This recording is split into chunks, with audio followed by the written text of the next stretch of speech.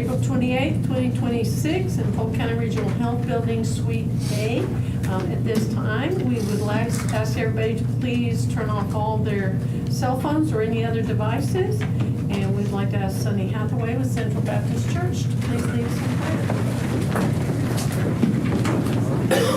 Murphy, commissioners, it's good to be able to do this, isn't it? Be able to exercise our public duty, and the Lord is a God of order. 1 Corinthians 14:33 says God is not a God of disorder, but of order. So let's pray, and until God gives us the opportunity to do these things, okay? So let's pray.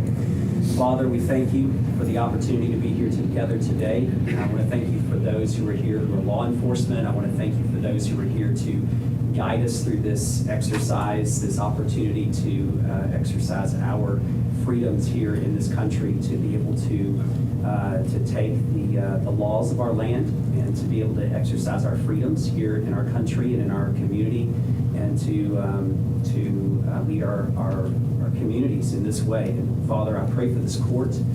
We pray for you to give them the grace and the mercy that they need to make the wise decisions for our community. I pray for all of us as citizens, Lord, to also exercise our freedoms and voices in our community as well. And I pray for wisdom. I pray for you to give us civility. I pray that, God, you would help us collectively to make wise decisions, both those in authority as well as those of us, Lord, as we make decisions collectively for our community. We love you and thank you for the privilege that we have to do this today. We pray in Jesus' name. Amen. Amen. Thank you. Thank you. I pledge allegiance to the flag of the United States of America and to the republic for which it stands, one nation, under God, indivisible, with liberty and justice for all. Honor the Texas flag. I pledge allegiance to thee, Texas, one state, under God, one and indivisible. Thank you, Mr. Hathaway. Thank you, Amber. Okay, public comments? Just have that one, Mr. Lambert. You have your final comment, Mr. Lambert? Well, I hope it's fine. That last Thursday, the animal control officer came to the house and told me they had captured and incarcerated the last 3 geese. Good.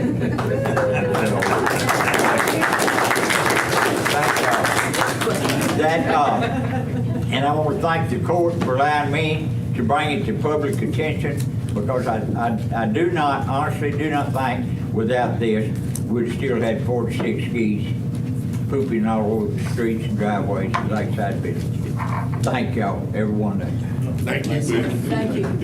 So just so you understand, Mr. Lambert, it's your civil right to speak before the court. Yes, ma'am, but it's a privilege to We be here would not, too. exactly, we would be suppressing you if we did not. Thank you. Okay, informational reports. Received the report from the Piney Woods Lakes Chapter, Texas Naturalist regarding the gazebo nature preserve at Lake Livingston Dam. Is one of them here to represent today? Well, they sent a report. The Pineywood Lakes Chapter of Texas Naturalist oversees the Gazebo Nature Preserve. That is one of our partnerships that we have. And it's a designated public nature and educational area that's managed by the chapter. The annual report provides an overview of their activities and future plans for the preserve. Carrie, we can go ahead and upload that report as well. So basically what they do, their steering committee, the chapter board of directors, what we requested because of the partnership is that they provide an annual report of the activities that they've been doing, how they have been managing the park. This has been one of our really, really good partnerships because it's a partnership between the Texas Master Naturalist, Polk County, and TRA. So the Trinity River Authority also participates in it. So it's a really good partnership. So the report is required, submitted in accordance with the 2023 amended and restated memorandum of understanding, which requires an annual report. So all of you have it in your packet. Okay, information report number 2, yearly informational report from the Office of Emergency Management.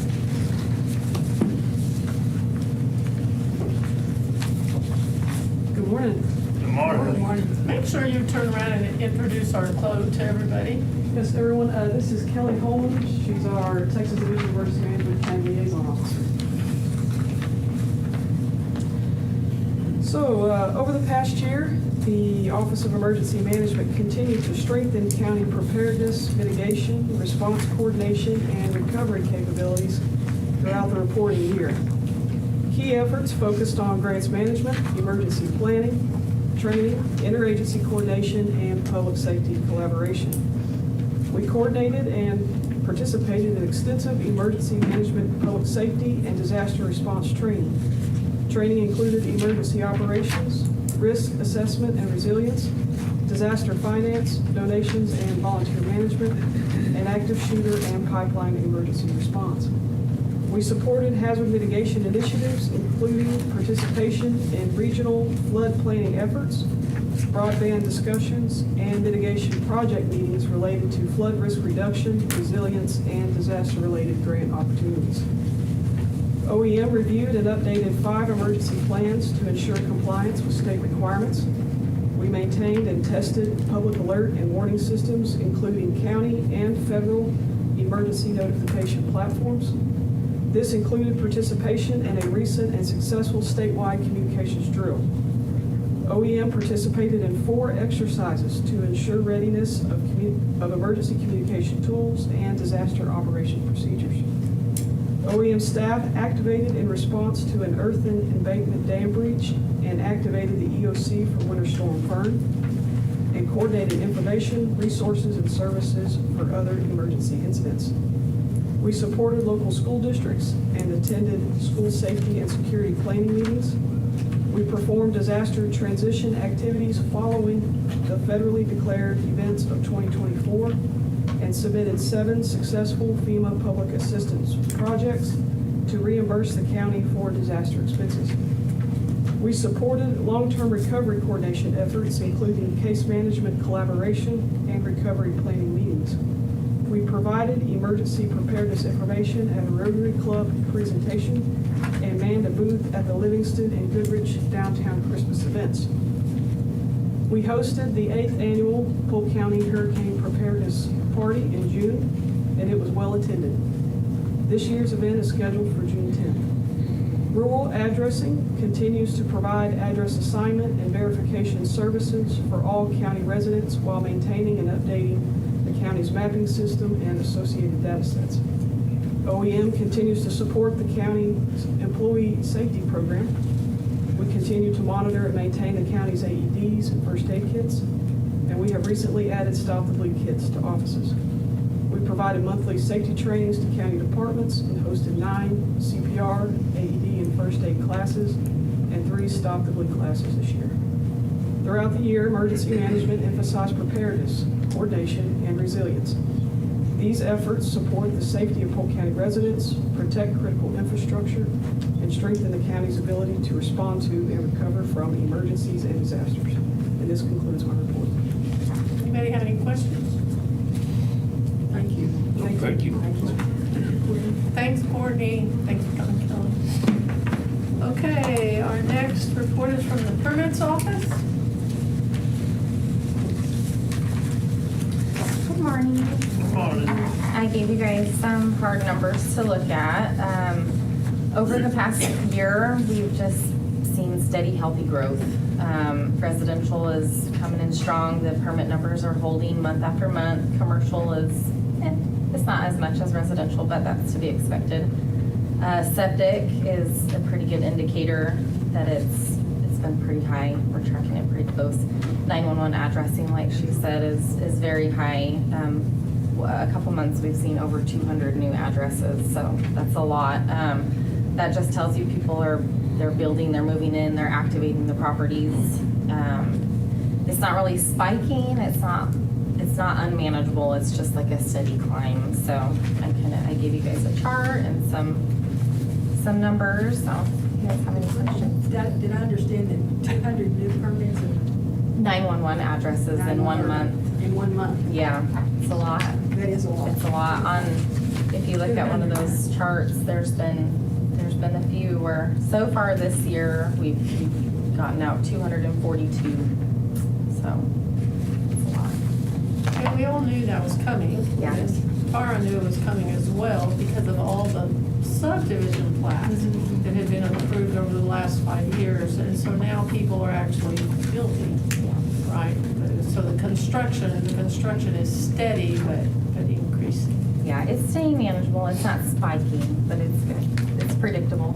Yeah. And we knew it was coming. So, do you have other questions for me? Thank you. Thank you, ma'am. Thank you. Okay, our next, oh, no, I'm sorry, Sheriff, go ahead. Thank you, good morning. I just real quick wanted to let the court know, as well as everyone, on April 15th, we had a surprise jail inspection. They came in and conducted the inspection. Commissioner Purvis came down, I'm sorry, Commissioner Dubose. Was it Dubose? Who came down for the inspection to meet with the inspector, and we thank God for the hard work of all the staff, the maintenance department, everything we passed with full compliance with the minimum jail standards. There's one technical over some lights that were not working over the door, but because of the fact it was already work order in progress and the guys were working on it, everything went good. And so I just wanted to make sure that I made note of that, so that the staff, especially the staff that's working shorthanded and lots of hours, that they see that their work is not going unnoticed, and their hard work, it paid off with the compliance. So I want to thank the Corps of Maintenance and everyone for their assistance. Well, congratulations, Sheriff. Thank you. Thanks, Steve. Thanks, bud. We have another report also from Grants and Contracts. You should have a copy of that as well.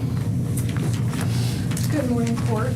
Good Morning. So please forgive me because I will not be making a ton of eye contact because I feel it's very important that I read this verbatim to you today. So I would like to take a moment to provide clarity on my process in my role as Polk County's Grant and Contract Coordinator and highlight some of the projects that have been funded during my 8 years with the county. First and foremost, Polk County is home. I grew up here, pursued my education, and chose to return here to raise my boys in this community. My role I've had has been rooted in service to this community and to the next generation. I've accepted this position with the intention of making a meaningful difference. While much of my day-to-day involves administrative responsibilities, coordination, and a significant amount of desk work, the most rewarding part of my job is seeing the tangible results.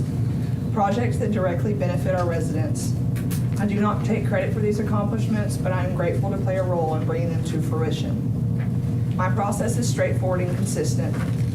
I maintain regular communication with county departments and elected officials to understand their needs and priorities so I can identify relevant funding opportunities. For example, Sheriff Lyons has recently asked me to monitor opportunities for a mobile command service unit. In addition, I stay in contact with volunteer fire departments, nonprofit organizations, local utility providers, and water systems to identify potential funding sources and partnerships that benefit Polk County residents. When a funding opportunity is identified, I share it with the appropriate department or elected official. They evaluate it to see if it's a good fit. If there is interest, we work together to assess the benefits, cost, and any long-term financial responsibilities. If an application is pursued, it is submitted to Commissioners Court for consideration, where decisions regarding matching funds and future obligations are made. If awarded, the grant is then presented to Commissioners Court for formal acceptance before moving forward. While timelines can be lengthy, it is typical with government processes. This approach ensures accountability and thoughtful decision-making. This is the standard operating procedure for my office, with slight variations depending on the specific project or department. I care deeply about this community. This is where I'm raising my children, and I hope that this is where they raise their children. My work is intentional and strategic. I do not pursue projects based on shiny objects or the idea of free money, but rather long-term value and sustainability for Polk County. I would like to highlight just a portion of the work we have all completed in the last 8 years. Water plants improvements for Onalaska Water and Gas, Tempe, Dallardsville, Providence, Damascus Striker, and Shiloh Ridge Water Supply. Assistance was offered to all unincorporated water systems with an equal opportunity to participate, with the exception of Chester. Road improvements in precinct 1, 2, 3, and 4 utilizing GLO, ARPA, and TxDOT funding. Generators for Water Supply Corporation plants. Partnership with East Tex Telephone to install miles of fiber in historically underserved areas of North Polk County. A partnership with Livcom to expand middle mile fiber infrastructure in southern service areas. And a construction of a 440-foot interoperable communications tower in Corrigan to improve public safety communications in areas previously lacking reliable radio and cell phone service. And let's not forget to mention the beloved county courthouse, which will help consolidate county resources and improve services available to the public. The courthouse is the crown jewel of our county, and I am honored to play a role in preserving and restoring a vital piece of our community's history. With the support of Representative Latrell, Polk County, in partnership with Lamar State College, Port Arthur, has received approval for funding for the CDL training facility, with President Donald Trump signing off on the funding. Polk County is now moving on to the next phase by developing a smart warehouse training facility near the CDL facility to continue expanding workforce opportunities and economic development in the region. The SMART facility will build upon Polk County's commercial driving training program and leverage the expertise of Lamar College, Port Arthur, to create a comprehensive SMART warehouse training program. Students will receive specialized instruction in digital freight systems, inventory management, material handling, robotics operation, and equipment maintenance, with additional training supporting a 2-year degree in logistics. This facility will prepare graduates to enter the workforce immediately. We are also currently working on a community resource building in Onalaska. This project is intended to support multiple needs, assisting game wardens with quicker response times in the lake, providing space for Sunny Sky services, which are still under development, and strengthening our emergency response capabilities. After the 2020 tornado, we saw firsthand the importance of having a dedicated and properly equipped emergency response for that area. While we are incredibly grateful for the Onalaska Fire Department for allowing emergency management to operate from their station during the time, it is not ideal for a long-term solution. Moving forward, we are committed to doing better for the residents of Polk County by creating a more effective and prepared response environment. The projects I mentioned so far are primarily infrastructure related and represent work completed since 2018. However, this is only a part of the picture. Polk County has also been very successful in securing grants for equipment services and personnel across multiple departments. The Sheriff's Office in particular has done an outstanding job by bringing in Ms. Sprayberry, who consistently pursues and manages law enforcement grant opportunities. Thanks to those efforts, the department has received funding for body armor, license plate readers, the metal detector and x-ray machine at the Judicial Center, catalytic converter theft prevention initiatives, rifle resistance body armor, body worn camera program, bullet resistance program, click it or ticket enforcement campaigns, mental health officers grant, tobacco sting operations, and evidence procurement manager position, a special victims liaison grant. The district attorney's office has maintained a victim coordinator liaison grant throughout my time with the county. Our county and district clerks have secured funding to preserve Polk County's historic records, ensuring our history is protected for future generations. The county clerk has received funding multiple times to improve Polk County's election process. Our IT department has applied for and has been awarded a cybersecurity grant to strengthen protections for county data, including critical systems used by the Sheriff's Office. The General Land Office has funded a voluntary buyout program that allowed residents to move out of the floodplain in Holiday and Taylor Lake Estates. One program I especially want to highlight is through our Veterans Service Office. The Veterans Officer successfully applied for and received the Veterans General Assistance Grant. This funding supports a temporary, part-time position dedicated to helping veterans access financial assistance for emergency needs. So to any veterans in our community who may be struggling to make ends meet, please reach out to our Veterans Service Office for assistance. You can find their contact information on polktx.gov, or you can call them directly at 936-327-6838. Additionally, our aging department continues to receive grant funding to provide both congregate and home delivered meals. The individuals who make this grant program possible, to whom many begin their day before sunrise, deserve recognition and appreciation for the work they do to care for our community. If you receive frozen, home-delivered meals or congregate meals through our Senior Citizen Center, that program is supplemented with grant funds, and please make sure to tell those ladies thank you. We understand that grants is simply not free money. There can be infrastructure maintenance costs or salaried positions that must be fully covered by the county once the grant funding ends. These considerations are reviewed by each elected official as well as Commissioners Court during budget discussions. As a reminder to everyone, shortly after Polk County Commissioners Court created this position, I hired on in 2018. We actively had 8 grant projects at that time. This year, I'm expecting 73 grant projects countywide. For every $1 Polk County invests, we receive approximately $4 in funding in return for projects that benefit residents across the county. That's bringing tax dollars back to Polk County. It is quite obvious that our past and current Commissioners Court have accepted funding for projects that make Polk County stronger. The grant projects have advanced county core functions, enhanced public safety, maintained infrastructure, and promoted economic development. I have written all this to say I'm incredibly proud to have been given the opportunity to work for Polk County and to serve Polk County. The Commissioners Court has done an excellent job at keeping the bigger picture in mind while remaining fiscally responsible for this funding. Thank you. Thank you. Thank you. Okay, old business? Judge, can I add something? Yes, ma'am.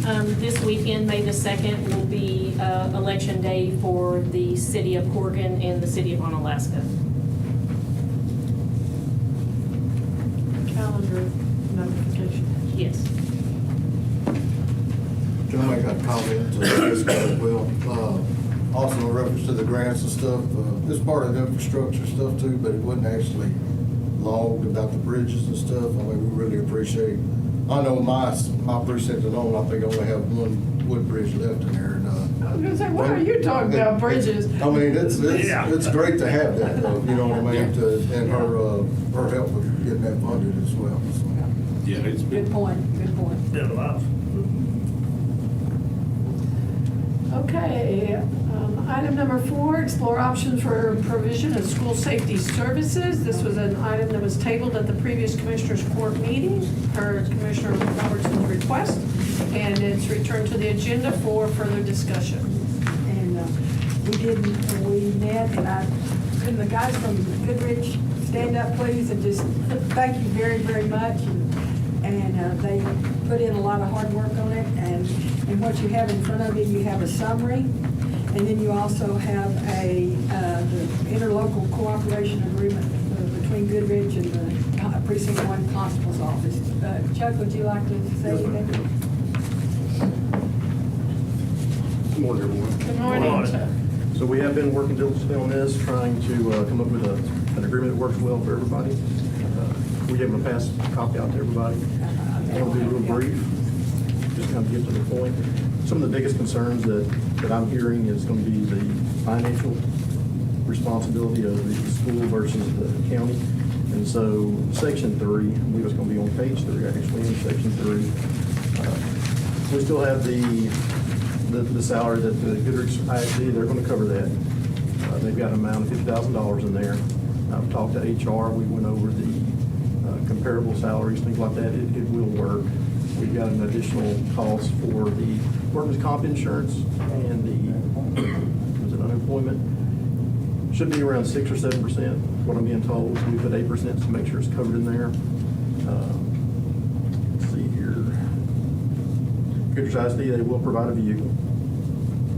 The cost of the vehicle, all the repairs, the maintenance responsibility, 100% will be on Goodrich ISD for that vehicle.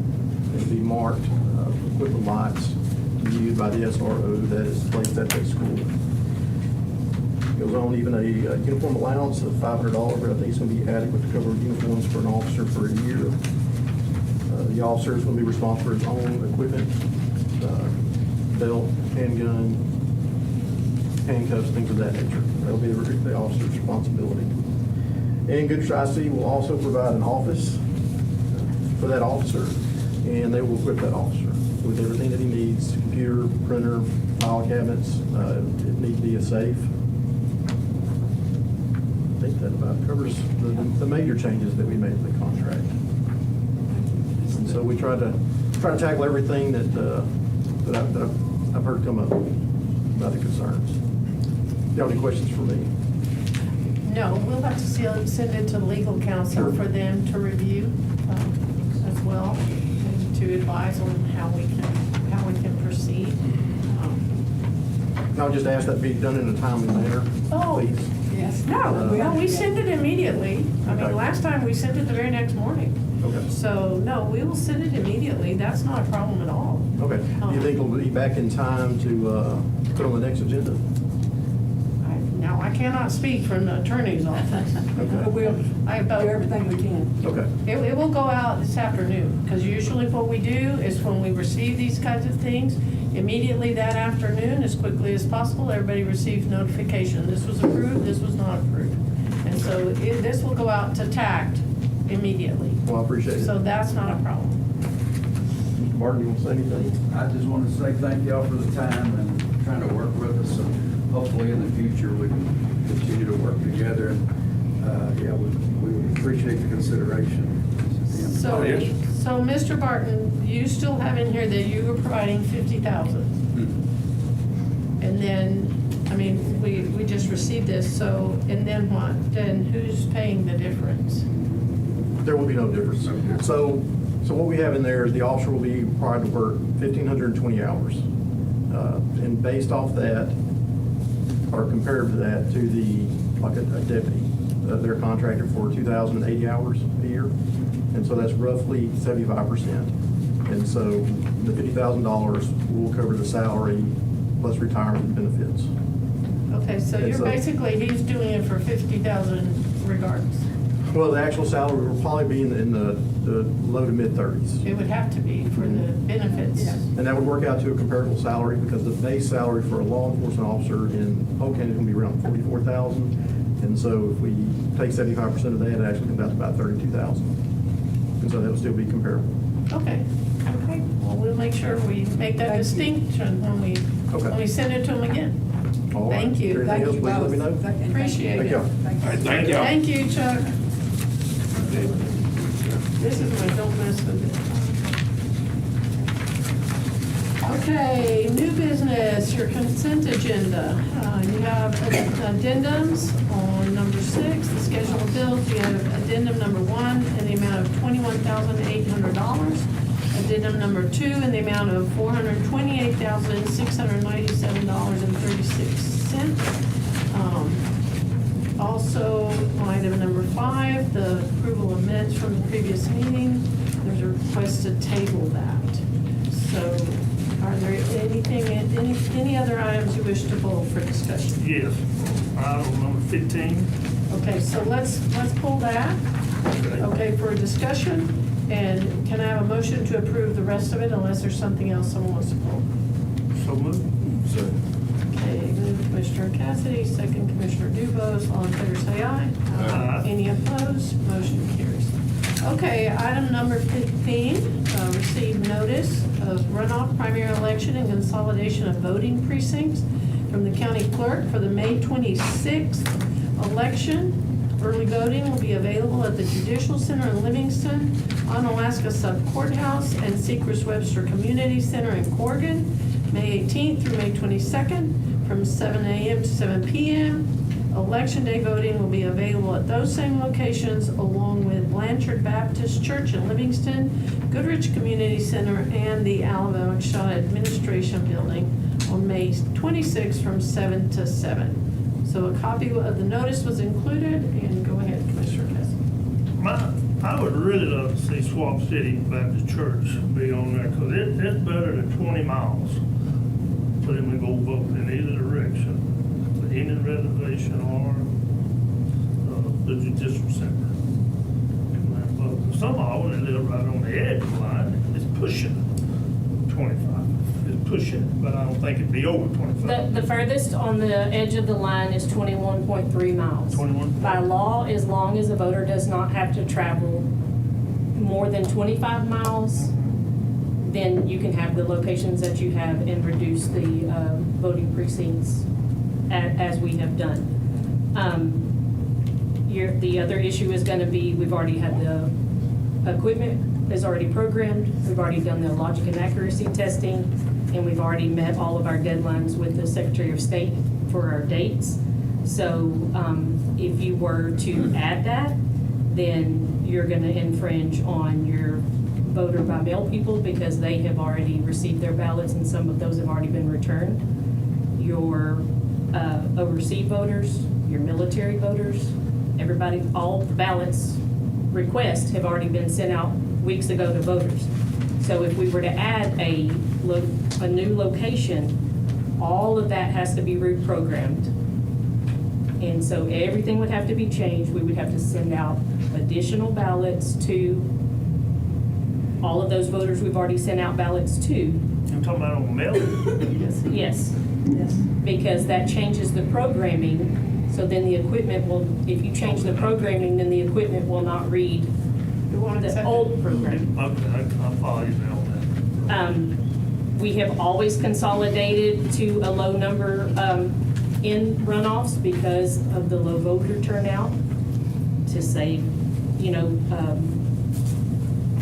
to be good stewards of our taxpayer funds. And, Are those determined by the party chairs? oh, yes. So this list was, we met with both of the party chairs. They were both in agreement. These were their suggestions. And again, as long as the voter does not have to travel more than 25 miles by law, we are good. And we've checked all of these locations and nobody has to travel nobody would travel more than 25 miles to a voting location. Well, I mean, if all this done, yeah, it's not a whole lot. I just would really like to see, get a little closer, people in the signal area. It is what it is. And in years past, we did a calculation years ago, and by having like all of our locations open on a runoff election, it amounted to like $200 a vote by having that many locations open because Amounted how much? the amount of people that, The number of people. the cost of the election versus the amount of people that voted.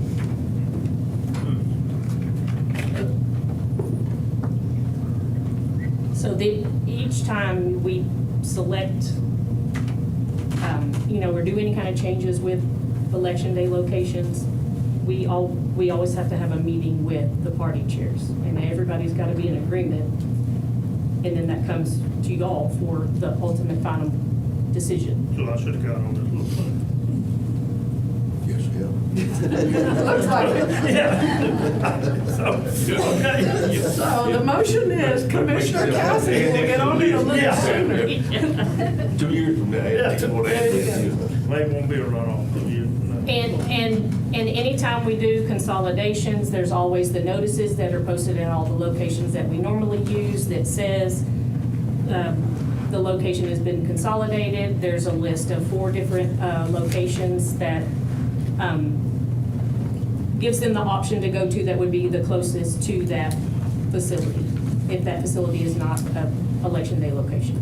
I didn't know, seemed like everybody always wants to make it so convenient for voters like me. I drive 50 miles to go vote, that's what it meant. But I know some people don't. But we're in compliance with the law and with the Secretary of State to have these locations for election day.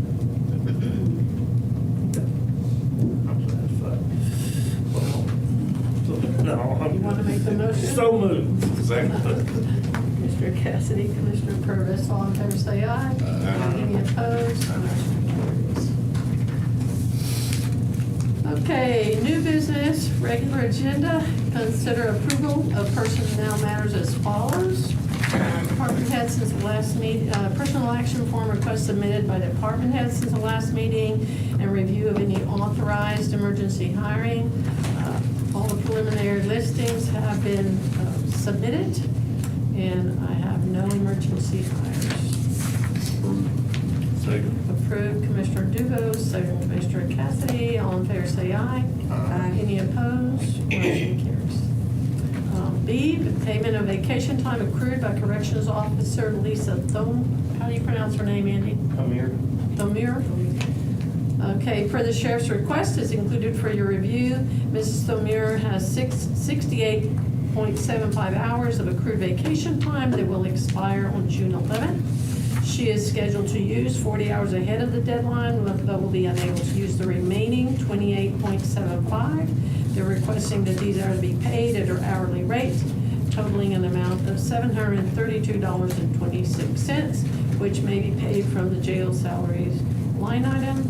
We have never denied payment for someone like this that works. So Commissioner Purvis, Commissioner Cassidy, all in favor say aye. Aye. Any opposed? Motion carries. Number 19, consider request for revisions and amendments to the budget as follows. The FY 2026 budget revisions and amendments as presented by the County Auditor's Office. A copy of the proposed revisions, number 2026-15, and amendments 2026-15A is included for your review. So moved. I'll Motion, Commissioner Purvis, second Commissioner Robertson. All in favor say aye. Aye. Any opposed? Motion carries. Number 20, consider any and all necessary action relating to expenditures for maintenance capital outlay buildings, which were budgeted funds as follows. These invoices are included for your review. Were paid from the maintenance, repair, and replace buildings line item. After reviewing available balances in that line item and the capital outlay buildings line item, we've asked the maintenance department to submit a request to shift the large unplanned expenses to capital outlay buildings. If approved by the court, the auditor will process the necessary journal entries, restoring funds in the original line item for routine operations. Okay, a lot of these are some of the issues that came up, and Brady is here. Yeah. A lot of these are things that had come up just in the regular operations, and that's especially our HVAC systems all the way through. And so we'll go through each one of them. Brady, you want to just come up here in case someone has a question? Okay, so one is all-weather AC and heating in the amount of $24,510 to replace HVAC units at the Polk County Annex and Regional Health Building. So that's here and at the Annex, correct? Okay, so we can shift that. Are there any questions on that one? Okay, B is Dillon Air Conditioning and Heating in the amount of $8,400 to repair the HVAC system for the aging department. Any questions on that? C is Dillon Air Conditioning and Heating in the amount of $15,200 to replace the HVAC system for Road and Bridge Precinct 1. Do you have any questions on it? Okay. D, Ferrara's Heating and Air Conditioning invoice in the amount of $5,272.35 to replace the boiler at adult probation. That's another one of those. Repair the boiler. Repair, excuse me. Repair the boiler at adult probation. We all know that's another one of those old buildings that we have to pay attention to. Any questions on that one?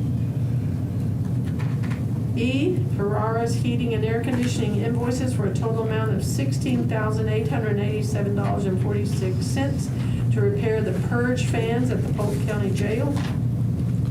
That was 35,000. That's talking about the new jail. That's the new. Yeah, because I'm still in the process of repairing stuff in the new jail as well. Okay. So you have the The new sheriff jail. brought you a quote for the old old jail, jail. but this is my spending on the new jail. Okay. Right, so, and we still got a couple things over there. Sheriff, can we give those jails names, like instead of old, and old? Can we say the 1950 jail and the 1981 jail and the current jail? Give them a name for us so that we can keep it all straight. Okay, so this is repair on the new jail. Yes, sir. Okay. F.W. Walton in the amount of $10,264.20 for roof repair at the Polk County Commerce Center. That is our building. It is sublet by the Polk County Higher Education and Technology Fund, but nevertheless, we're responsible for the repairs of the building. G, Lake Livingston overhead doors in the amount of $17,332 to install swing gates at the Polk County Jail and the Maintenance Department. So is that the new jail, the old jail, or the old? That's the new jail and our maintenance department's gate. Is that something They're that's- added up together. Yes, That's sir. something that's already been done, or something Yes. that's Yes, needed? we're transferring Right, the from money. the capital outlay to my budget. Yeah, all of this has already been done. right? Yes, sir. Yes, sir. We're just trying to transfer it so that he can continue to operate freely. H, Strickland Plumbing, HVAC and Electric Incorporated in the amount of $7,340.71 for water leak repair at the Polk County Judicial Center. Okay, does anyone have any problems with those? I do not. Very well. Thank Thank you. you. I need a motion to approve. I'll make the motion. Robertson, Dudos. I heard them all at the same time. All in favor, say aye. Aye. Any opposed? Motion carries. Okay, item number 21. I do have one thing to say. Grady, we appreciate all your hard work. Yes, thank you. You have done a wonderful job of planning and trying to stay ahead. You can't help it if if the roof starts leaking on you. So thank you. Consider approval of sheriff's request to apply for the Motor Vehicle Crime Prevention Authority grant and authorization to pay the $9,000 county match from the Sheriff's Asset Forfeiture Fund. The Sheriff's Office is requesting approval to apply for the FY 2027 Senate Bill 224 grant through the Motor Vehicle Crime Prevention Authority. The program titled Polk County Vehicle Crime falls under the MVCPA program categories of law enforcement, detection and apprehension, and reduction of the theft of catalytic converters. The continued licensing of 18 Flock Safety Falcon license plate recognition camera system that are currently deployed across the county at a cost of $3,000 per unit annually. They detect, deter, and investigate catalytic converter theft and other motor vehicle crimes. Polk County is at 1,110 square miles, particularly along high traffic corridors, including US Highway 59, 287, and 190 is where they are placed. The required cash match of $9,000 will be paid from the Sheriff's Asset Forfeiture Fund, and no general fund expenditures required. The resolution, which is included for your review, designates myself, County Judge Sidney Murphy, as the authorized official to apply for, accept, decline, modify, or cancel the grant. We designate Sheriff Byron Lyons, the program director, and County Auditor Louis Cloth as a financial officer, which is pretty standard to grants. So the PCSO is the primary participating agency. Coverage agencies also include Livingston Police Department, Corridor Police Department, and Unalaska Police Department. It also operates under an existing MOU with Montgomery County Auto Theft Task Force. Is there anything you want to add to that, Sheriff? No, ma'am, it's an excellent grant, and the system, the camera system that we have working under it is proved valuable to us, so we hope to continue with it. So moved. Second. Commissioner Purvis, Commissioner Dubose, all in favor say aye. Aye. Any opposed? Motion carries. Item number 22, discuss and take action on change orders from the General Land Office Community Development Block Grant Regional Mitigation Water Projects as follows. Change order number 1 to GLO contract number 24-065-044-E536, modifying the scopes for Shiloh Ridge WSC and Soda WSC projects. This change order, which was included for your review, reconciles the project scope to remove Shiloh Ridge WSC plant number 2 from the contract, and also to add electrical and controls to Soda WSC plant number 3. This decreases the total cost of the project from $560,600 to $455,634. Do you all want anybody here to speak on that, or?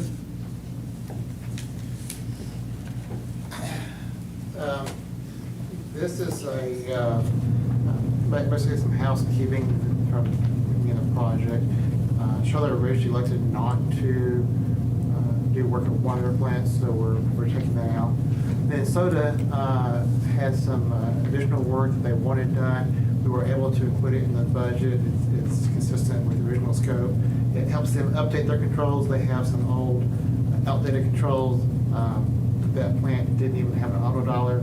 So we're going to bring them kind of up to the present day with this change order. Sounds good. Okay, I need a motion for Judge. I was just gonna assure you that we more than have the money to do this. I know we're not going outside. Okay, this is to make the motion. So moved. Okay, Commissioner Robertson, Commissioner Cassidy, all in favor say aye. Any opposed? Motion carries. B, change order number 1 to GLO contract number 24-065-044-E537, modifying the scope for Damascus Striker WSC project.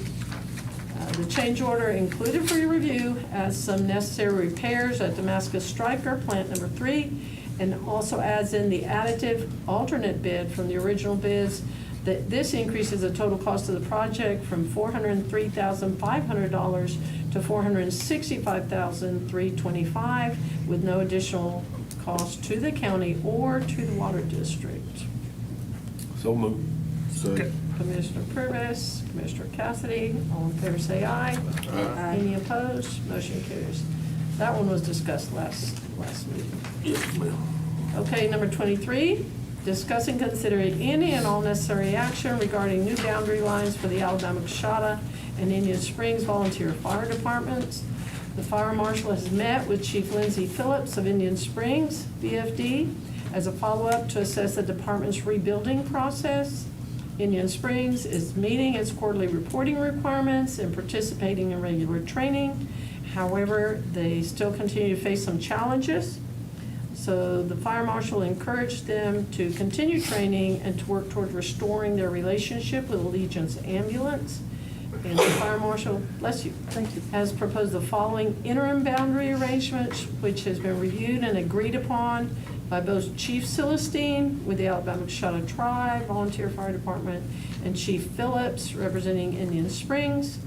So basically, the Alabama Coshada Tribal VFD will assume responsibility for all territory outside of the Indian Springs neighborhood and serve as the first-in department for that area. And then the Indian Springs VFD would retain responsibility for the territory inside the neighborhood. So both departments have committed to providing mutual aid upon request in support of emergency operations within each other's designated areas. And the updated boundary map has been provided for the court's consideration. So a copy of all the correspondence, along with an updated map, is included for your review. Fire Marshal, you want to?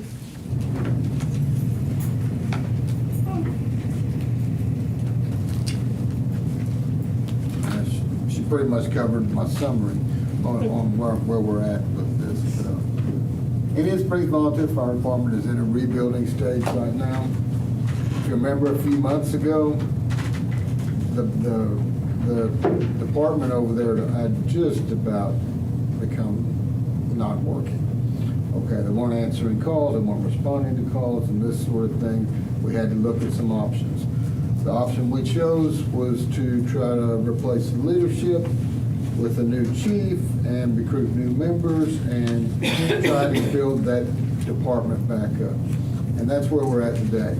And I want to commend them on their efforts. They're doing a great job. The problem is they have a lot of still new people on their department that are not fully trained. And so in order to reduce some of that load off of them on the runs, and also provide the better service to our citizens, we proposed this change temporarily on their territory.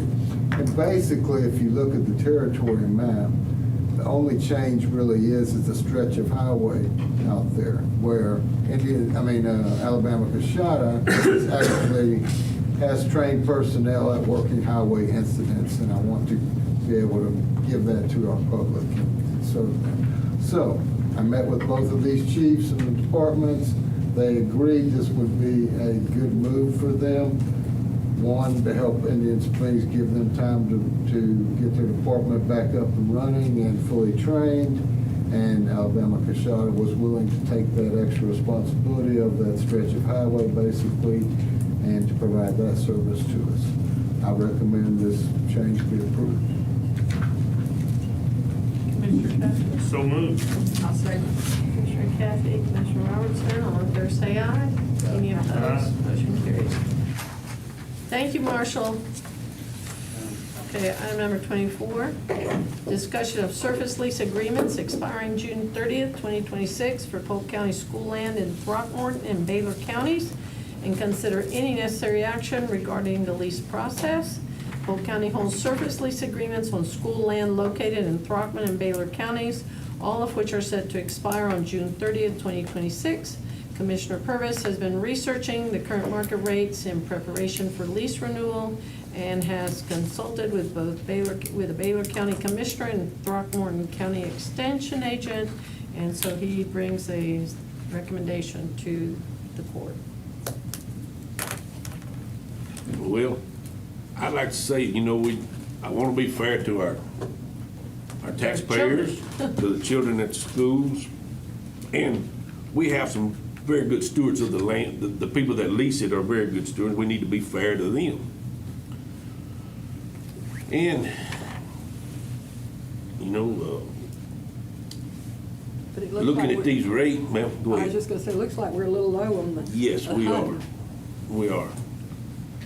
And, you know, we're probably in the ballpark on our grazing, our hunting. You know, it's a big sway there from Baylor County to Throckmorton County, you know.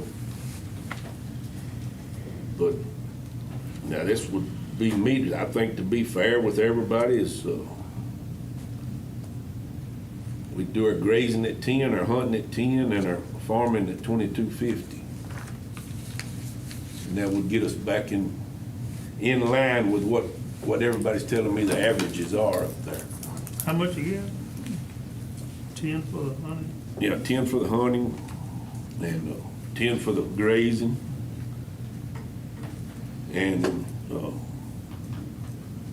$22.50 for the farming. That looks, I think that. You know, and that's to be fair with, you know, Across the board, the right. leasees and plus make more money for our kids here in Polk County. I'll make that motion. Second. Unless that was a motion, and I'll second. No, it's fine. It just comes as a recommendation. Okay. Yeah, I mean, Mr. and that was Roberts? just my idea. Y'all don't have to tell me, it's still open for discussion if y'all got better ideas than I do. I think that's pretty fair. Yeah, I do too. that's as fair as I could come up with. Okay, so we have a motion as second. All in favor say aye. Aye. Any opposed? Motion carries. Okay, number 25, discuss and consider approval to accept additional funding from the Texas Historical Commission for courthouse restoration in the amount of $413,472. THC voted in January of 2026 at their quarterly meeting to award a third supplemental grant to Polk County under the Round 11 Texas Historical Courthouse Preservation Program. By letter dated April 14th and included for your review. They formally notified us of this award. The $413,472 represent 47% of the increased costs that were identified in the county's supplemental funding application. THC state share represents approximately 33% of the current total project cost, which is the reimbursement percentage that will be applied moving forward. So what they would like for the Commissioners Court to do is allow me to execute the amended attachment A, source of funds statement, amendment number 3 to the Round 11 funding agreement dated March 13th, 2021, and all of it is included for your review. So moved. Second. Commissioner Purvis, Commissioner Dugas, all in favor say aye. Aye. Any opposed? Motion carries. Okay, number 26, discuss and consider approval of resolution supporting a statewide wireless 911 service fee adjustment and sustainable funding model for next generation 911. The current fee for 911 is 50 cents per device per month and has not been adjusted since 1997. It's no longer sufficient to fund the infrastructure, the cybersecurity, redundancy, and life cycle costs required to operate a modern 911 system. This is another one of those state mandated implementation of the next generation 911, but it doesn't have any funding attached to it. So it's another one of those state mandates. This requires a transition from legacy analog systems to secure IP-based networks capable of handling voice, text, and multimedia emergency communications. DECOG, which is who administers the regional 911 network for the state planning region 14, including Polk County, has made some significant infrastructure investments, but long-term sustainable funding mechanism has not been determined by this legislature. So unlike other taxing entities, emergency communication districts have no property tax authority, and they rely entirely on state authorized service fees to fund the operations. Most states have updated their 911 fees to reflect current costs, but Texas remains in a minority because we have not. So basically, we're sending they're asking for a resolution to the legislature to adjust the 911 fee to reflect true operational costs and to establish an automatic adjustment methodology tied to the consumer price index. And so a copy of the resolution from DECOG is included for your review. And if it is approved, then we will send it forward to DECOG for them to get to the Commission on State Emergency Communications, the governor, the lieutenant governor, Speaker of the House, and our delegation. I need a motion. So moved. Commissioner Purvis. Second. Second, Commissioner Cassidy. All in favor say aye. Aye. Any opposed? Motion carries. Okay. Now, budget. Milt's favorite part. Huh? Milt's favorite part. I bet he never misses again. Okay. All of you have kind of a budget.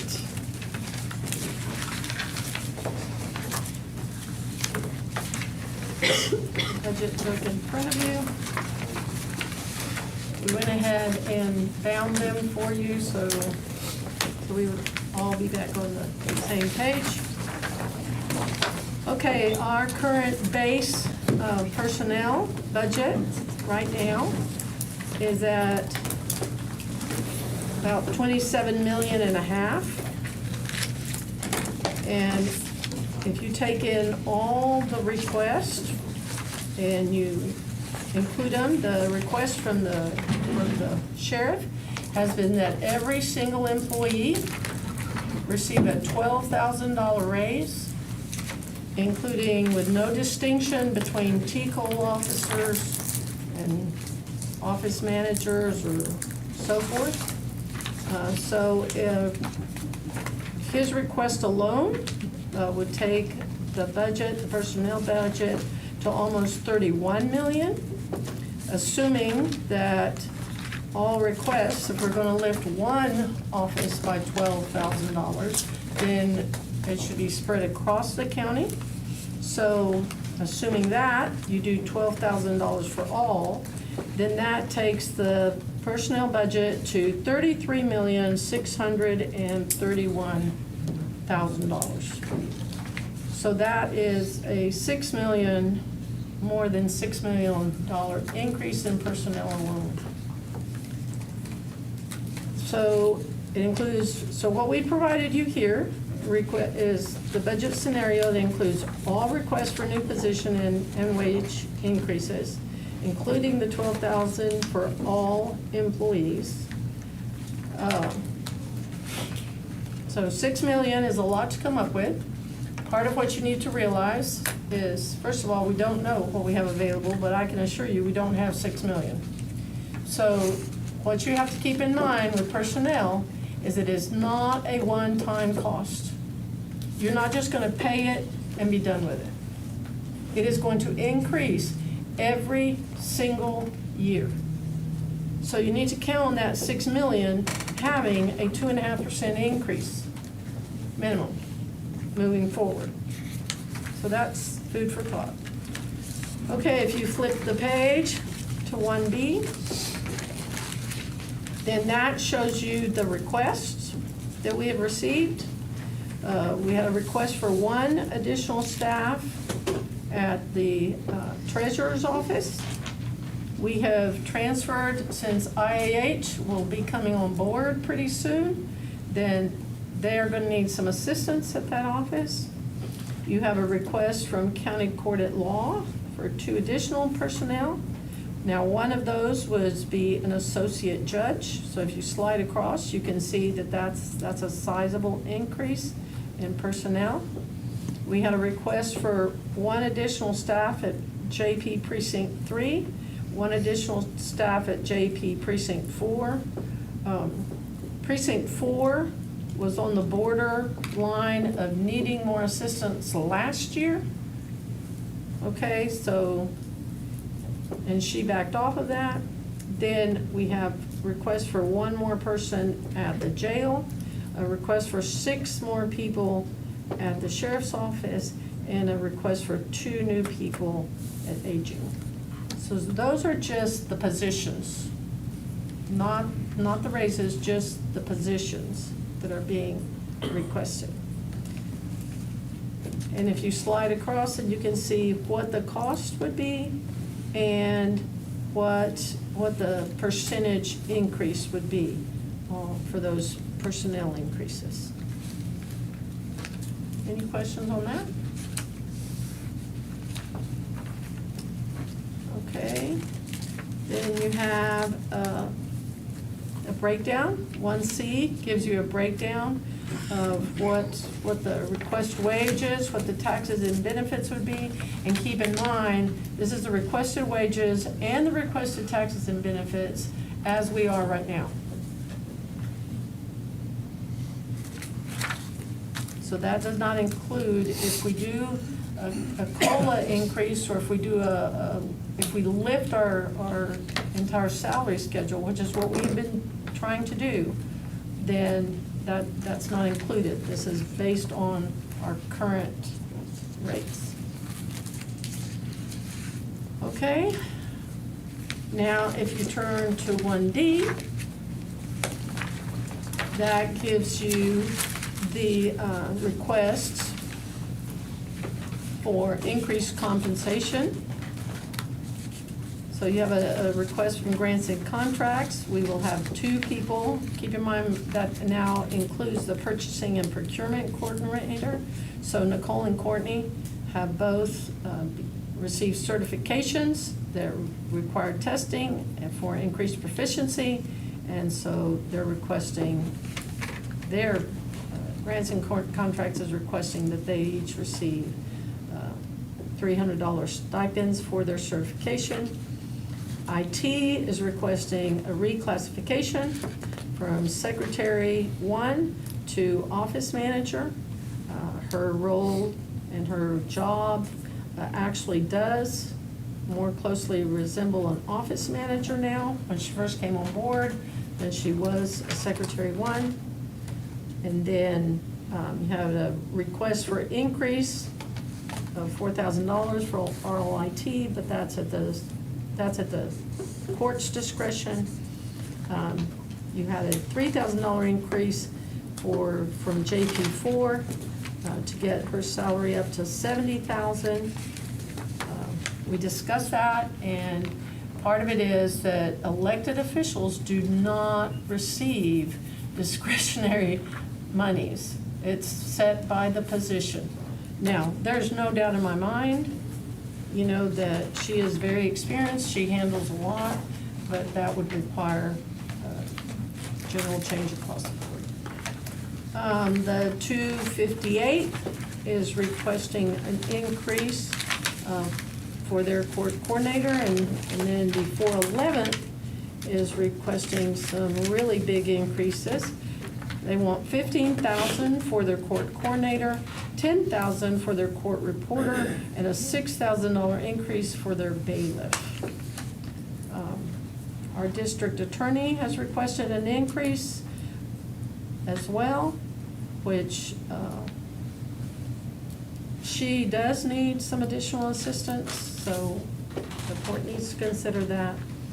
Then we have also received, we've already talked about the $12,000 increase, but then also the jail and I believe the sheriff both want a $3,000 stipend per person assigned to a night staff. And then we have a request for $20,500 increase for Precinct 1, Precinct 4, and Precinct 3 constables. Precinct 2 did not send anything, but if we increase the position for one constable, then that's going to be the rest of them. He didn't request a raise. What's that? He didn't request one. No, he did not request He it. didn't. But because we pay for the position, not necessarily the individual, then whoever comes next after him, sooner or later, right, needs to be at the same pay. Okay, then we have the sheriff has requested a reclassification that would cost us about $10,000. Then you've got the $12,000 per employee. Now, a lot of this buyback program, that can be adjusted. So the night shift stipend also is requested at the sheriff's office, and they're requesting to increase TCOL certificates from 600 to 1,400. So more than double on the TCOL certificates, which the cost comes out to about over $100,000. Then the fire marshal is requesting a reclassification to 221-1, and then security with the sheriff wants the $12,000 per employee as well. So that gives you an idea of what those requests look like. Okay. So now, let me just say this. If we're gonna go up $6 million, or if we're gonna even try to follow those guidelines, then we're gonna have to do some serious budgeting. I told you all last time that if we're going to, you are just fine. That if we need to rethink some of these things, we've looked through it. If rethinking longevity doesn't really mean anything, longevity is not a high cost, not this kind of high cost. Longevity was an idea that came, or the increase in longevity was an idea that came from our employees when they were reviewing longevity and they were reviewing options and reviewing things that they thought would better fit employees and the county. So that was an employee idea, I guess I could say. Set this up.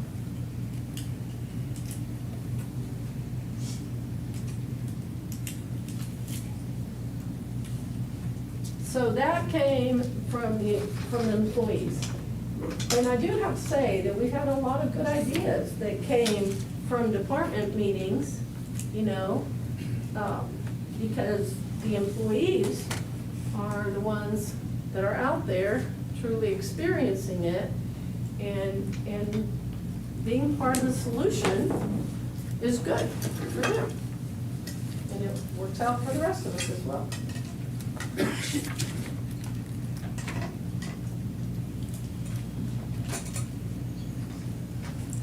Turn it a little bit. I don't know how much.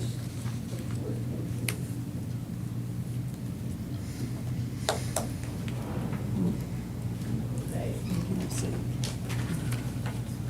So,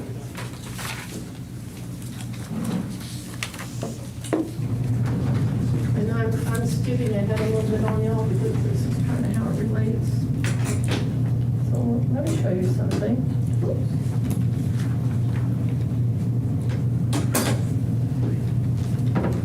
I apologize for my old banged up easel. But let me show y'all something.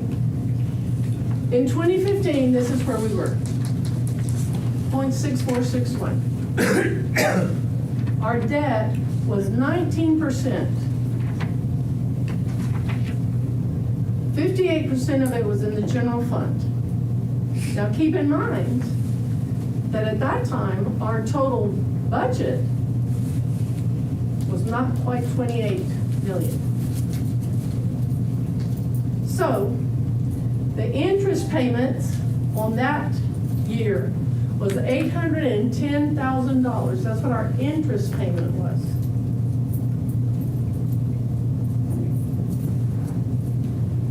If you take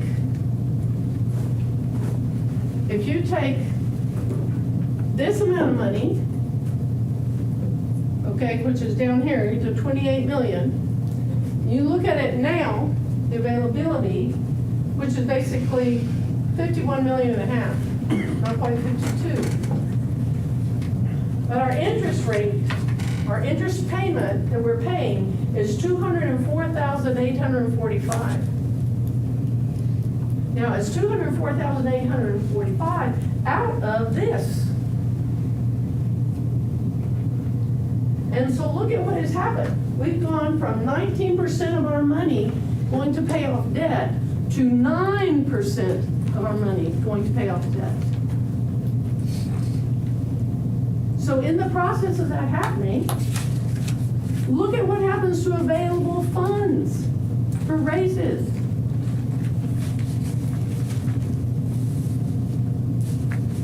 We've gone from having 58% of a smaller amount of money to having 64% of a larger amount of money. We have slowly but surely been moving our salary schedule up. The whole thing.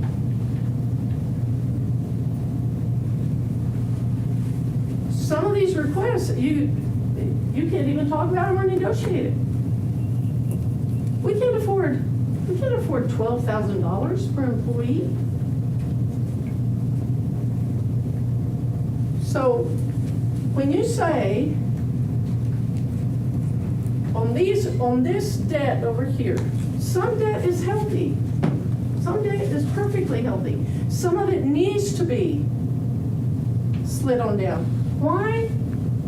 Because we can get it cheap. That's why. But let me show you something. Let's say we had $1 million. Let's say we had $1 million for salaries. Okay? So we have $1 million for salaries. Now, someone comes in and says, I need 10 employees. I need 14 employees.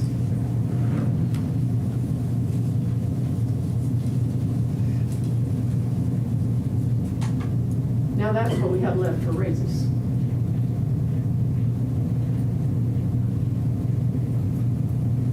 So you cannot casually add people, because that removes funding that was available for raises. Every time we add someone, the money has come from the same pot. Why? Because this $1 million in raises or personnel, wherever we put it, is not going to be $1 million the next year. And it's sure not going to be $1 million in 5 years. if we want to continue raising our salary schedule.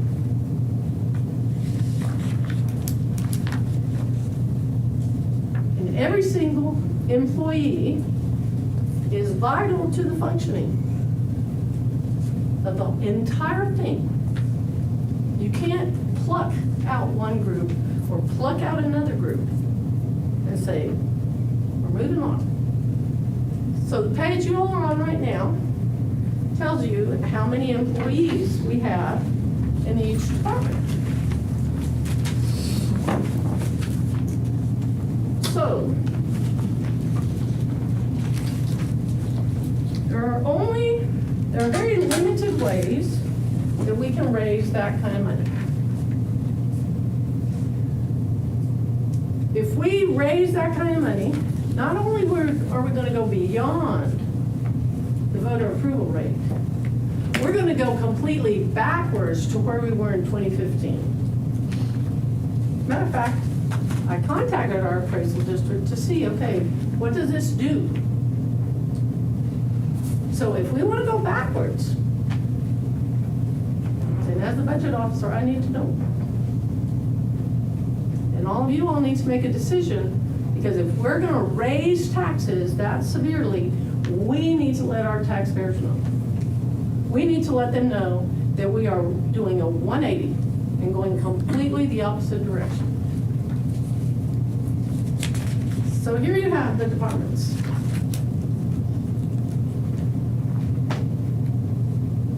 So your other option is, who are you going to fire?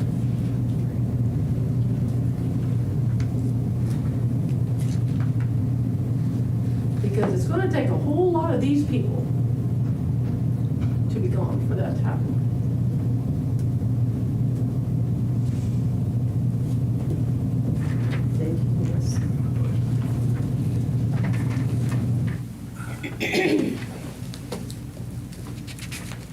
So, any question on that? That's just salary. That's just talking about salaries. That's not even talking about the additions that have been required or requested. Okay, the next page shows you all the elected officials' salaries, supplements, and allowances. It shows you the increases that have occurred since 2020. It gives you the percentage breakdown. If you will recall, last year, we did increase our district clerk, county clerk, tax assessor, collector, and county treasurer because compared to the tax salary survey and to our own, they were completely out of whack. So you have the percentages that occurred, and they do have the highest one. I do want to say one thing about county court at law. County court at law is partially funded by the taxpayers and partially funded by the state of Texas. And so you're going to see two funds there, the state funded. So it's kind of skews his with a 35 to 36% increase over 6 years. But the county funded portion is state mandated. We don't have a choice. In my case, I also received some state-funded monies, and that's the county judge state paid supplement and the juvenile board supplement. Okay. Out of my state-funded supplement, I take my benefits out of it. That service that I provide to the taxpayers does not cost the taxpayers anything. I pay my own stuff out of it and have for the whole time. Okay, so then you've got your sheriff, which has basically received about the same increases as the commissioners. Your JP salaries, if you all recall, last year we removed the vehicle allowance, and so their increases were about 21% over the past 6 years. And then you get to our constables. Okay, so our constables, The state of Texas considers them part-time. However, in 2020, their take-home pay was about $27,000. We did make a concerted effort last year to bring them up. So last year they went to $45,000, and obviously now they're requesting that they go up higher than that because they would like to be consistent with the JPs who serve within a precinct. Now, we gave you a comparison sheet, which is 1G.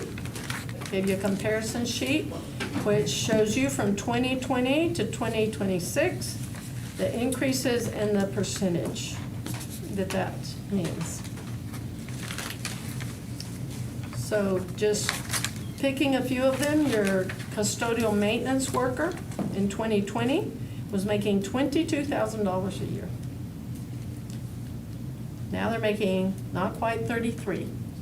So we're lifting them, that's a 49% increase. Your corrections officers in 2020 were making $28,000. Now they're making $46,169, which is a 64% increase. Your telecommunications operators, when we did the first salary survey, the dispatchers and the clerks and the jail administrator or the assistant jail administrator were some of the lowest, some of the ones that had missed the market the most. And so those people received a 15 to 18% increase based on the salary survey. So your communication officer have gone up 42%. You can go on down, you can see basically a summary of what has been accomplished. And now, and keep in mind that this is only step one. This does not include discretionary funds. This is step one on the pay scale. So that's not necessarily what a person in that position is making.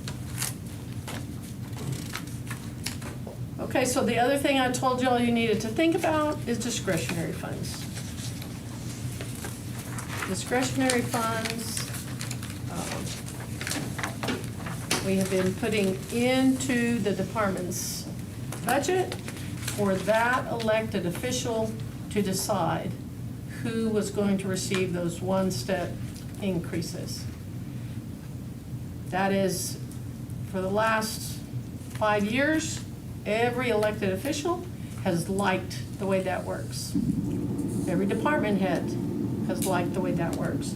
But if that's something that we need to take away, if what we need to do is simply focus on lifting the entire salary schedule, then let's focus on simply listing the entire salary schedule, which is going to lift everybody, right? It's going to lift everybody, but the discretionary funds are an area that we could pull the money out, because if the only thing that matters is the bottom line, well then we need to take out discretionary funds and use those as well. So 1H, you've already seen. That is a comparison from 2015 to 2026 of the lowest paid employee on a step one versus where they are in 2026 and what the percentage increase was. So if you look at that, there's not a single person on there that did not get a 45, has not gotten a 45 or higher increase. So, things you need to think about. Longevity is not going to have much impact. We can look at our insurance. Let me see, let's flip past the vehicle information and we'll go. Okay, that's the next one. Okay, our insurance. if we reduce our coverage on our insurance, then we cannot go back up. Once you go down, that's where you have to stay. Every year, we have asked our employees to vote on that. It's totally my intention to do that again. That's the way we've always done it, unless I receive other instructions from the court, or unless the court really does want us to look at going down on our insurance benefits. Now, when you say go down, then it can't go back up, but that's with the same insurance company. If you It's the swap same- another insurance company, and you could go back up. We have shopped insurance companies. I'm just saying though, if you did, you could go back up. If you That's it. did, then you would Okay. have to go out for a Shop. proposal, and we've done that in the past, and we have good insurance. I'm not saying one way or the other, I'm just asking why. No, absolutely you can, but that's one of the things we need to know. You see what I'm saying? If that's one of the things we're going to do, then that's one of the things we need to know, and we need to know while we're budgeting. That make sense? Mhm. So that this court can make a decision. So if our level of coverage, I guess is the way I should say it, if we're gonna take our level of coverage down with our current insurance, then we cannot bring that coverage back up. We can't turn around next year and say we changed our minds. So that's one of the things you need to think about. The good news with retirement is that you can go down and you can bring it back up if you choose to do so. Now, there are two aspects to that. The middle ground would be to continue to have the 7% that the employee puts in, but take it to a 2-to-1 or 200 match instead of a 250% match. It's going to reduce the retirement for employees from this point forward. Anybody that has already put their money in and has already,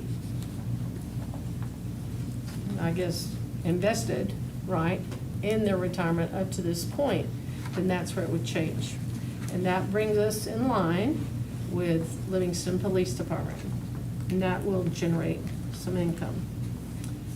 Okay, I also said you need to consider we're not putting as much money in discretionary funds. We're removing that. So the other choice is going up on property taxes. But it's a balancing act. It's a balancing act completely.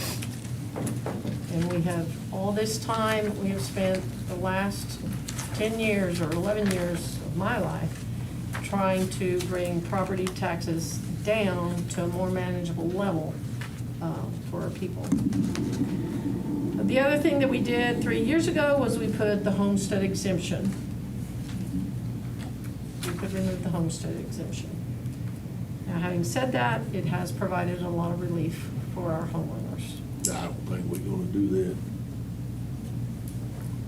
And I don't think we're gonna go up on taxes, so we're gonna Me either. sit down and figure all this out somehow. So, okay, one of the things that we did in the past, and this is part of where I think there's a gross misunderstanding of what that means, is that we took our vehicles in-house. We did that on purpose. We brought the vehicles in-house, one, to make sure that all of our law enforcement, emergency responders had good vehicles for safety purposes, for updating equipment purposes. That's why we did it.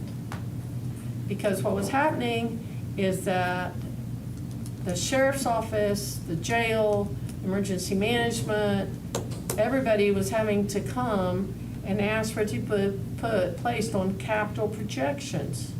Well, then it depended on how much money was available.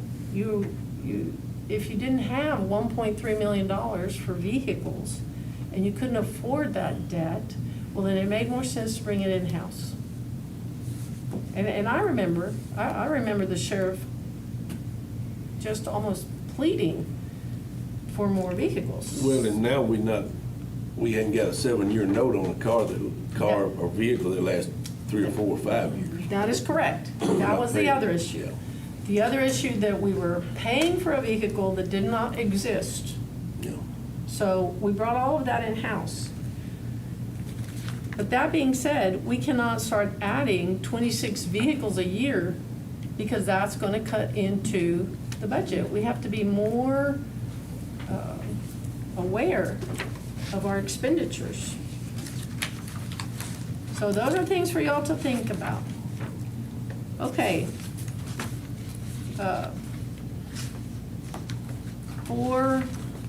Let's move on to capital purchase projections, which is 2A.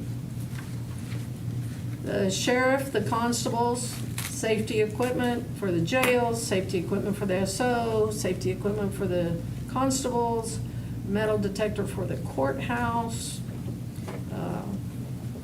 the acquisition of vehicles and aftermarket equipment. That is all law enforcement as well.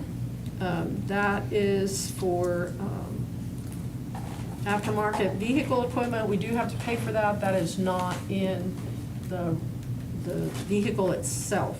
And so that total capital projections on that is $473,691.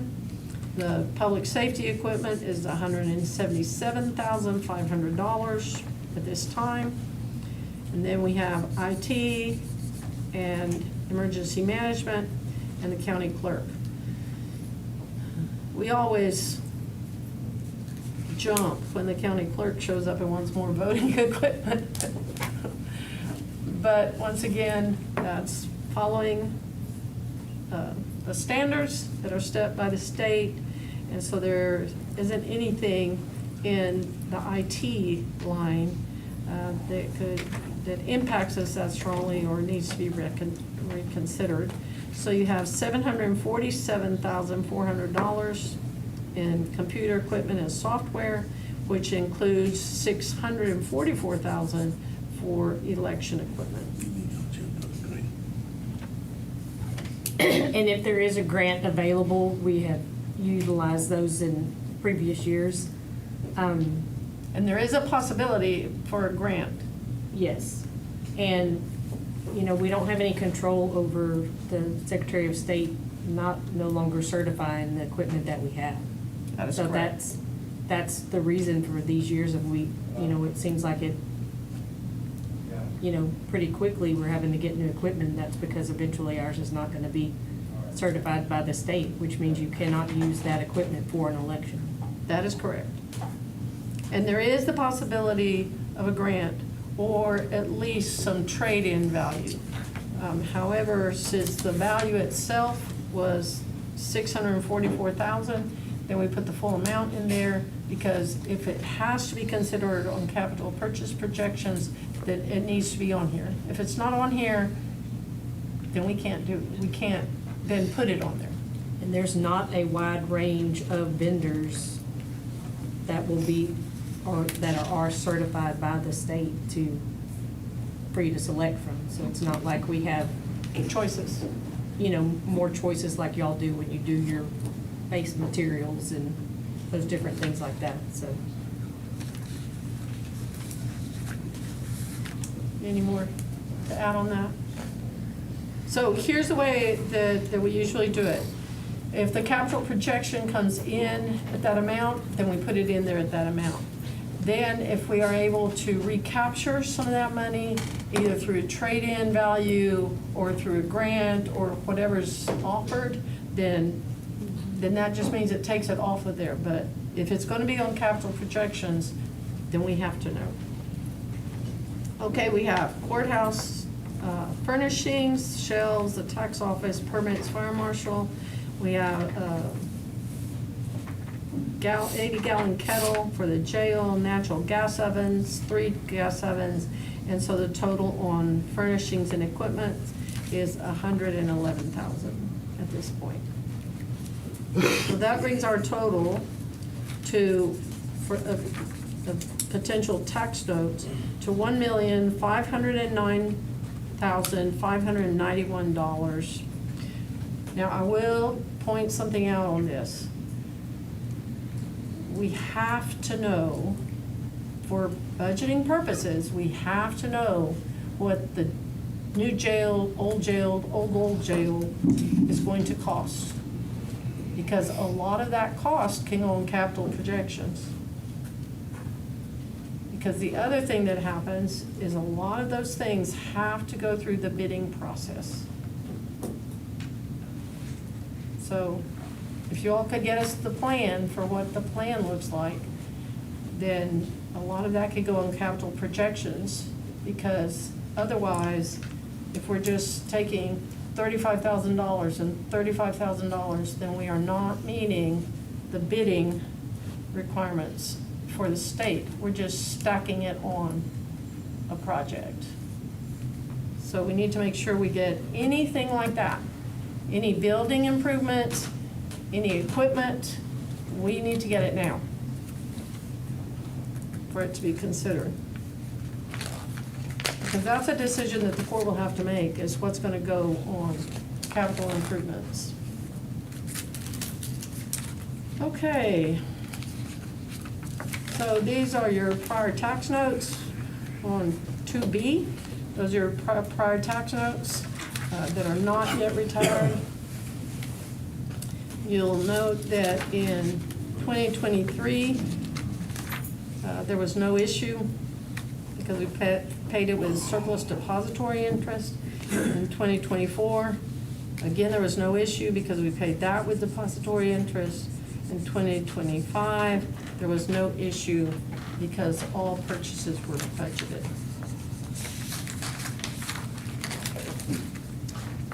So if you look at the next page, 2C, then that gives you a more general, kind of a wider view. It says 2015, which is some of the information I covered over there. So you have $810,000 basically in interest payments. Now we have $204,845 in interest payments. If you look at it, we paid off the judicial center, and that was after we renegotiated those COs. We paid off the judicial center in 2023.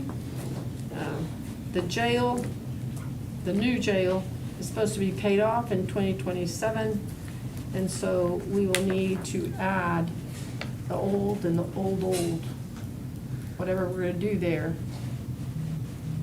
to the next budget year. So any questions on that?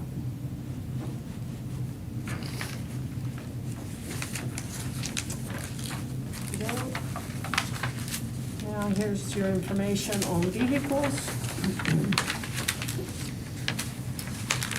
These are the vehicles being requested.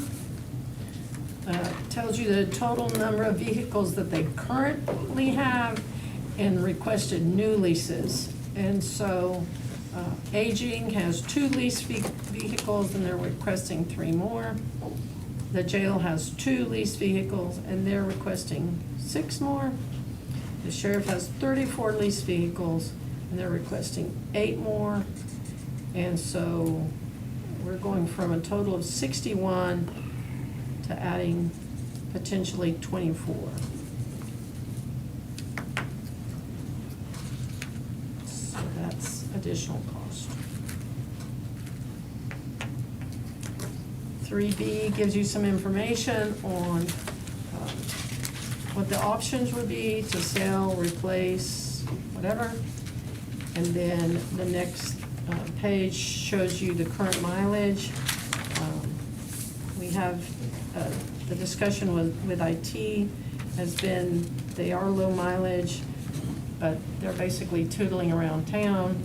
You know, they're not making long trips like the sheriff's office has to make to transport people. We have a couple of vehicles in the sheriff's department that have gone over their contract mileage, and so they will make decisions on that. And then the other mileages are all highlighted for you all to look at. And the leases go across the board.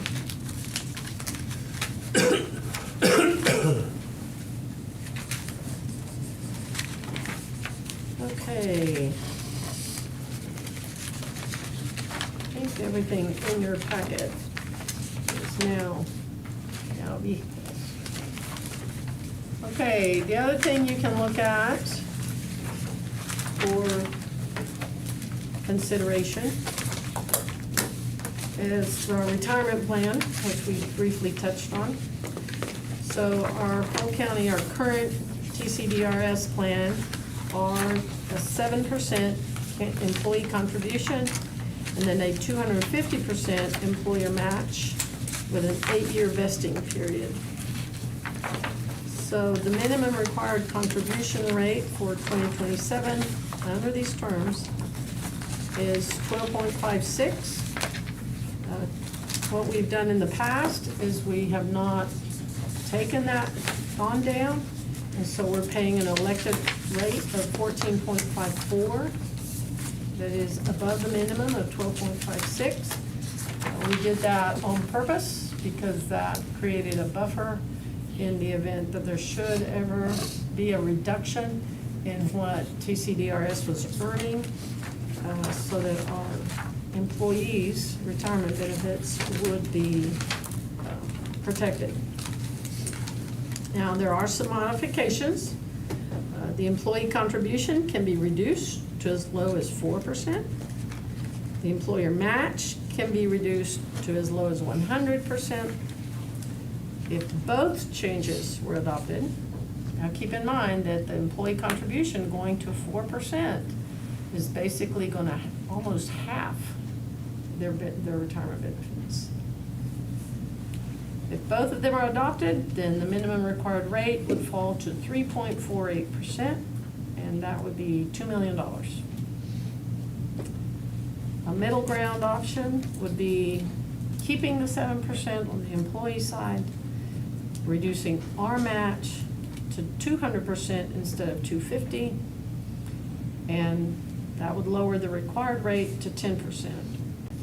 So that would free up approximately $815,000. Now, not all $815,000 would go directly to wages, because it would have to cover payroll, taxes, and benefits as well. Okay, that's a lot to think about. I want overtime. No. You want a merit increase? No, sir. No, sir, no, sir. Okay, motion to adjourn. Second. That'll work. Commissioner Purvis, Commissioner Cassidy, what time is it now? 11:43. Thank you, everybody.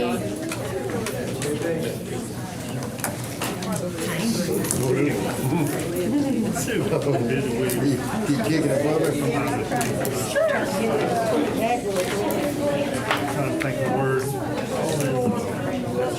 Long, drawn out, wait until them.